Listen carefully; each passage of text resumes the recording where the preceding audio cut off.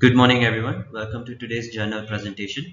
I'm Dr. K. Anurag, and my moderator for today is Dr. Altaf. I will be presenting an article, Vericiguat in patients with heart failure and reduced ejection fraction. Before moving on to the article per se, a little background on heart failure.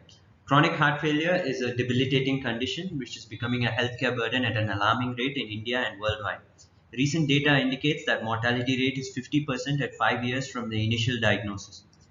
Chronic heart failure requires recurrent hospitalizations and is a leading cause of hospitalization with 1 to 5% of total hospital admissions. At present, there are many medications to elevate heart failures, each targeting a different mechanism of action in heart failure. The guideline-based therapy at present suggests the management of chronic heart failure with beta blocker, AC inhibitors or ARBs, loop diuretics, and mineralocorticoid receptor antagonists. It has been shown that in heart failure, endothelial dysfunction and reactive oxygen species reduce the nitric oxide, resulting in a relative soluble guanylate cyclase deficiency. This deficiency in turn causes coronary microvascular dysfunction, interstitial fibrosis, and ultimately myocardial dysfunction and progression of heart failure. Hence, there is a need to address this relative CGMP deficit in heart failure with direct nitric oxide independent SGC stimulation. This necessity led to the discovery of Vericiguat, which is a novel oral soluble guanylate cyclase stimulator. The Victoria trial, which is the Vericiguat global study in subjects with heart failure and reduced ejection fraction, was published recently in the year 2020, and which assessed the efficacy and safety of Vericiguat. Today's article, Vericiguat in patients with heart failure and reduced ejection fraction, is in continuation with the Victoria trial. This is an original article published in New England Journal of Medicine, volume 382, 20th issue, dated on March 28, 2020, published by Paul W. Armstrong et al. Introduction. Heart failure with reduced ejection fraction imposes a substantial healthcare burden, especially among patients who require recurrent hospitalizations or urgent OPD treatment for heart failure. And new treatment options are desirable, especially in the high risk group. And Vericiguat is a novel oral soluble guanylate cyclase stimulator, which has a specific role, especially among high risk group patients who require recurrent hospitalization for heart failure. In a phase 2b dose-finding trial involving patients with worsening heart failure with reduced ejection fraction, Vericiguat was found to reduce the levels of NT-proBNP. In the Victoria trial, the efficacy and safety of Vericiguat in patients with chronic heart failure with reduced ejection fraction with a recent decompensated heart failure was studied. Now, it is important to note that this study population had a recent decompensated heart failure as compared to other studies which did not have this recent decompensation. So this study aims to find out the effect of Vericiguat on mortality and adverse outcomes in patients with heart failure with reduced ejection fraction, especially in those with recent decompensated heart failure, as emphasized later. Methodology. This study design follows that of the Victoria trial, which is a multinational randomized double-blinded placebo-controlled trial. The subjects were randomized into 1:1 ratio to compare the efficacy and safety of Vericiguat against those of placebo on the background of standard of care. After a screening phase of up to 30 days, the eligible subjects were treated until the required number of cardiovascular deaths is observed. All the subjects were followed until the study completion to assess for the occurrence of endpoint events. An independent data and safety monitoring committee evaluated patient safety. The sponsors participated in the trial design, selection of participating centers, site monitoring, and data storage. Analysis were conducted by the sponsors and independently replicated at the Duke Clinical Research Institute. The sponsors, Canadian Weiger Center and the DCRI, and the executive committee participated in the interpretation of data. The author had unrestricted access to the data and drafted the initial version of the manuscript, which was reviewed and edited by all the other authors. All the authors vouched for the accuracy and completeness of the data and for the fidelity of the trial to the protocol. Patient enrollment. The inclusion criteria included all consenting adults over the age of 18 who had a chronic heart failure with reduced ejection fraction of less than 45% as assessed within 12 months prior to the date of randomization. They were also required to have elevated natriuretic peptide levels within 30 days prior to randomization. And the cutoff for patients in sinus rhythm include BNP greater than 300 and NT-proBNP levels greater than 1000. And for those in atrial fibrillation, BNP levels of greater than 500 and NT-proBNP greater than 1600. They also are required to have a prior hospitalization for heart failure within 6 months, or at least an outpatient IV diuretic therapy for heart failure within 3 months prior to the randomization. This is an important and unique inclusion criteria for this study.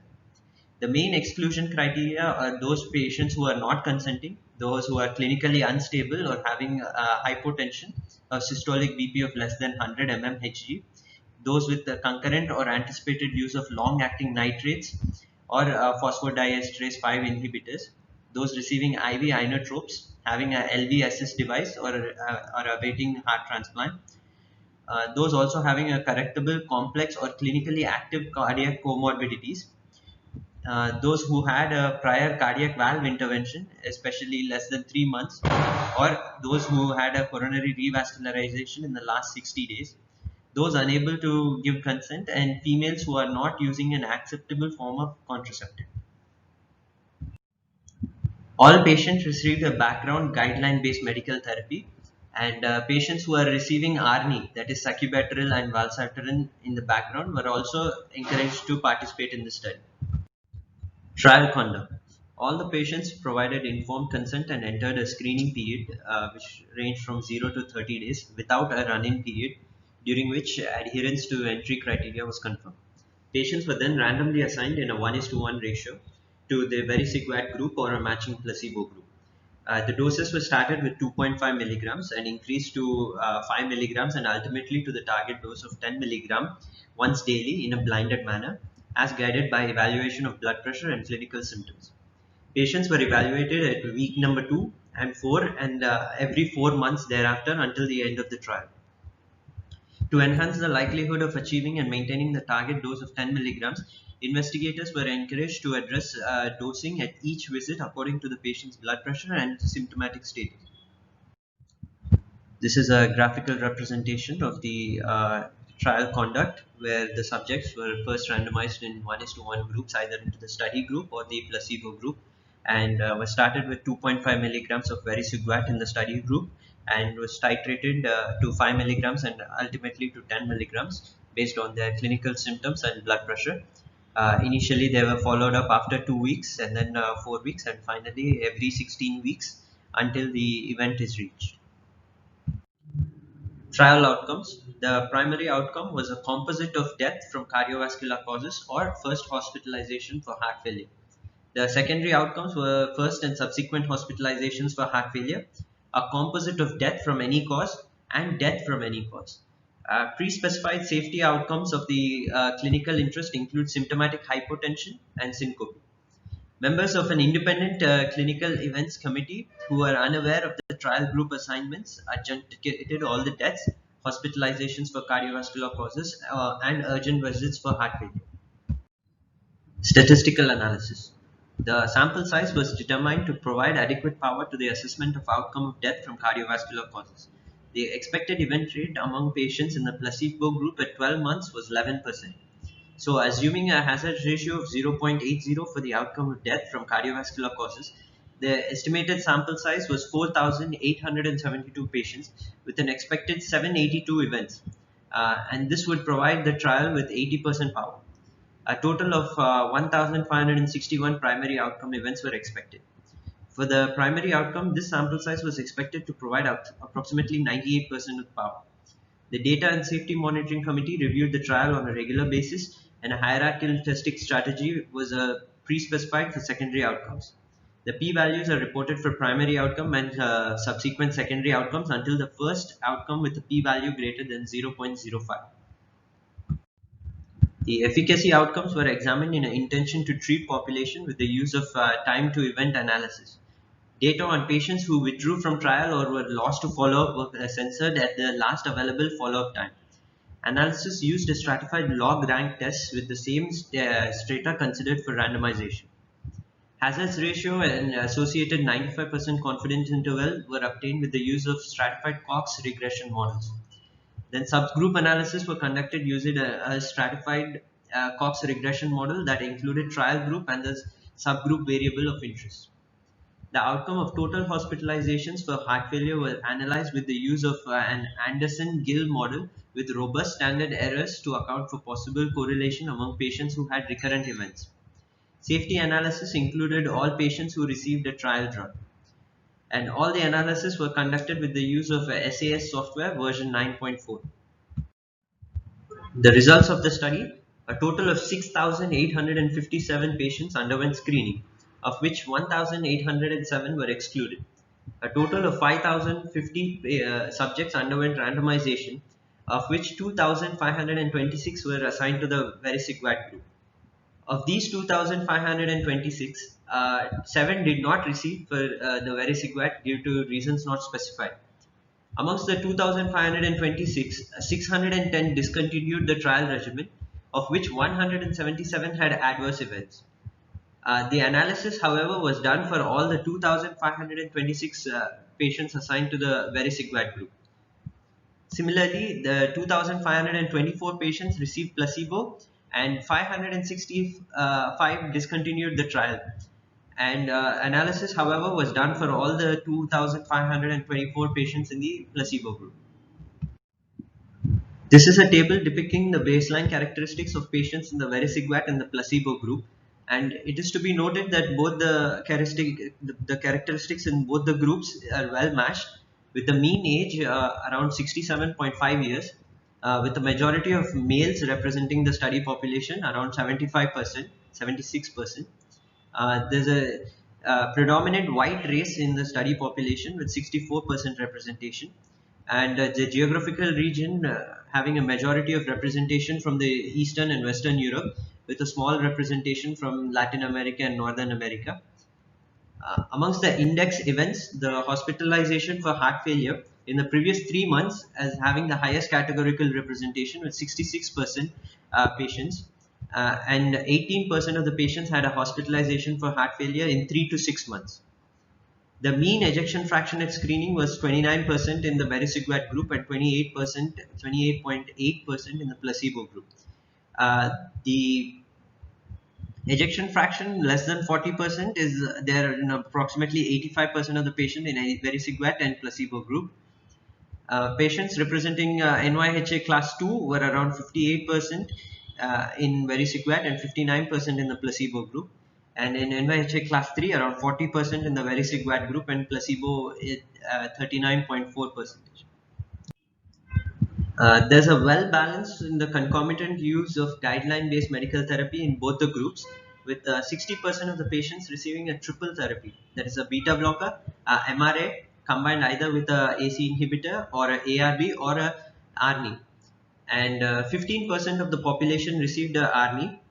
And notably, 32% of the patient had an implantable cardioverter, either a defibrillator or a biventricular pacemaker or both. The adherence to the drug trial was greater than 80% in 93.8% of the patients in the vericiguat group and 93.4% of the patients in the placebo group. The median dose of trial medication was 9.2 milligrams in both the groups. After approximately 12 months, 90.3% of the patients were receiving the targeted dose of 10 milligrams. Follow-up and trial outcomes. 610 patients in the vericiguat group and 565 patients in the placebo group discontinued the trial regimen. The ascertainment for the primary outcome was complete for 99.5% and 99.6% of the potential patient years of follow-up in the vericiguat and the placebo group respectively. The median duration of follow-up was 10.8 months. And it is noted that death from the cardiovascular causes or first hospitalization for heart failure, which is the primary outcome, occurred in 897 patients in the vericiguat group and 972 patients in the placebo group. That is 35.5% and 38.5% in the respective groups.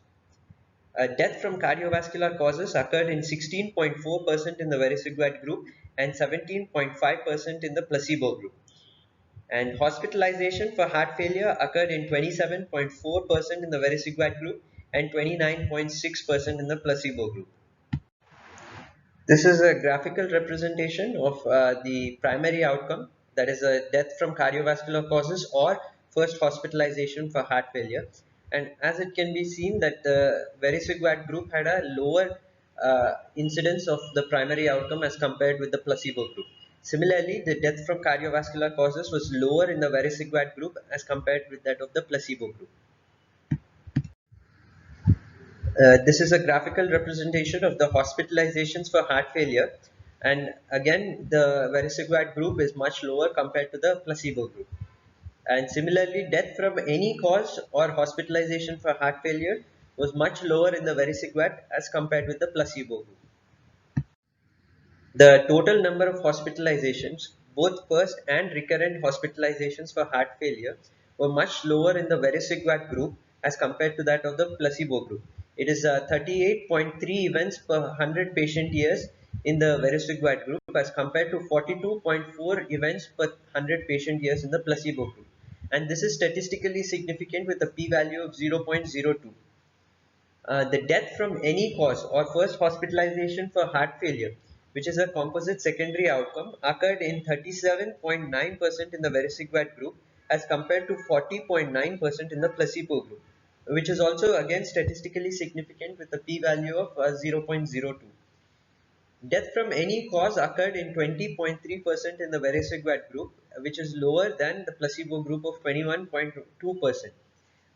This statistical significance was not achieved and p is equal to 0.38. The effect of vericiguat on primary outcome was consistent across the most pre-specified subgroups, including patients receiving the sacubitril valsartan, and it was not seen in subgroups defined according to age and NT-proBNP levels. This is a tabular representation of the same data which was mentioned in the previous slide, which is highlighting the fact that there is a statistical significance achieved in the reduction of deaths from cardiovascular causes of first hospitalization for heart failure in the vericiguat group as compared to the placebo group. Similarly, the secondary outcomes also achieved a statistical significance in the vericiguat group, having lower amount compared to that of a placebo group. This is a graphical representation showing the effect of vericiguat on the primary outcome in all the pre-specified subgroups. And as we can see, it had a statistically significant reduction in the vericiguat group as compared to placebo in all the subgroups except for the ones with age and NT-proBNP levels. Regarding safety of the medication, serious adverse events have occurred in 32.8% of the patients in vericiguat group and 34.8% in the patients in the placebo group. The adverse events occurred in 80.5% of the patients receiving vericiguat and 81.0% of the patients receiving placebo. The pre-specified adverse events of clinical interest were symptomatic hypotension and syncope. The symptomatic hypotension occurred in 9.1% of the patients in vericiguat group and 7.9% of the patients in placebo group. And syncope occurred in 4% of the patients in vericiguat group and 3.5% in the placebo group. The baseline systolic blood pressure was 121.2 mmHg in the vericiguat group and 121.5 mmHg in the placebo group. The systolic BP slightly declined in both groups over the first 16 weeks, but later returned to the baseline thereafter. It is also noted that anemia developed in more patients in the vericiguat group than compared with the placebo group, that is 7.6% and 5.7% respectively. And of these cases, 1.6% in the vericiguat group and 0.9% in the placebo group were considered serious adverse events. The baseline mean hemoglobin level was 13.3 per gram per deciliter in vericiguat group, whereas 13.4 in the placebo group. And the change from baseline in the hemoglobin level at week 16 was a decrease of 0.38 gram per deciliter and a decrease of 0.14 gram per deciliter respectively. Discussion. This trial involving patients with chronic heart failure with reduced ejection fraction who had worsening of symptoms for which hospitalization or urgent treatment was required. The incidence of of composite of death from cardiovascular causes or hospitalization for heart failure was much lower with the vericiguat group than with that of the placebo group. The difference favoring the vericiguat appeared approximately after 3 months of treatment and persisted throughout the trial duration. The 10% relative difference between the groups in primary composite outcome in this high risk population at a median follow-up of 10.8 months translated into an absolute event reduction of 4.2 events per 100 patient years. Based on this absolute risk reduction, the number of needed to treat with vericiguat for 1 year to prevent a primary outcome event is approximately 24 patients. Analysis showed that the incidence of hospitalization for heart failure was lower in the vericiguat group as compared with that of the placebo group, and similarly incidence of death from cardiovascular causes was probably lower in the vericiguat group than with the placebo group. There was no significant between group difference in the incidence of death from any cause. It is interesting to compare the current trial population with that of two previous landmark trials involving heart failure patients with reduced ejection fraction. That is the Paradigm HF trial and the DAPA HF trial. In the Paradigm HF and DAPA HF trial, the percentage of population with NYHA class 3 and 4 was significantly lowered as compared with that of the Victoria trial, being 25% and 32% respectively in Paradigm and DAPA HF trials, whereas a higher number 41% in the Victoria trial. Similarly, the median NT-proBNP values were much lower in the Paradigm HF and DAPA HF trial as compared with the Victoria trial. These differences probably account for the 33.6% annualized rate of primary composite outcome in the vericiguat group. This is more than 2 times as high as seen in the two comparator trials. However, the annualized reductions in absolute risk are similar in all the trials. A review of treatment effect across all the pre-specified groups indicate that there is a general consistent treatment effect in all the pre-specified subgroups as defined by the index heart failure event. Whether the patients with very high elevated NT-proBNP levels are a subgroup where the heart failure is so advanced that the favorable effect of vericiguat is not seen rather than the play of chance is uncertain. And because of the very small number of patients who are receiving SGLT2 inhibitors, they could not address the potential incremental role of vericiguat in that population. As expected, symptomatic hypotension and syncope were more common in patients receiving vericiguat than those in the placebo group. At the initial 16-week follow-up visit, the hemoglobin level was slightly lower in patients receiving vericiguat than those in the placebo group as previously reported for this class of agents. The overall frequency of adverse events was similar in the two groups as were adverse events related to renal function or electrolyte balance. The modulation of nitric oxide soluble guanylate cyclase pathway that generates cyclic GMP is essential for normal cardiovascular function. And in heart failure, because of endothelial dysfunction and reactive oxygen species, the nitric oxide availability is reduced. And this results in a relative deficiency of the SGC and reduced cyclical GMP generation. And in contrast to the normal therapeutic approach of antagonizing the counter-regulatory neurohormonal pathways, which is characteristic of many therapies of heart failure, the vericiguat enhances the cyclic GMP pathway by direct stimulation of the soluble guanylate cyclase through a binding site which is independent of the nitric oxide and sensitizing the soluble guanylate cyclase to endogenous nitric oxide. And this selectivity in cyclic GMP generation does not occur with nitrates or phosphodiesterase inhibitors. And this is the unique feature of vericiguat. Few of the drawbacks of this study I felt were that one, the study did not consider comorbidities of the patient population. It did not take into consideration of diabetes, hypertension, and presence of obesity. The other drawback of this study I felt was that the analysis was done of 2,526 patients, even though there is a high dropout of 610 patients in the vericiguat group. Subgroup analysis based on the etiology of heart failure was not considered in this study. Cross references. This is an article published in JAMA, which is based on the Socrates reduced randomized trial And this trial was done to see the effect of vericiguat in reducing the natriuretic peptide levels in patients with worsening heart failure and reduced ejection fraction. They have found out that the effect of vericiguat in reducing the natriuretic peptide levels was not significant. However, the drug was well tolerated in both the groups. The take-home messages are amongst patients with high-risk heart failure, the incidence of death from cardiovascular causes or hospitalizations for heart failure is much lower in the vericiguat group as those compared with that in the placebo group. Hypotension and anemia are two adverse effects of vericiguat that need to be watched out for while giving the medication. Thank you.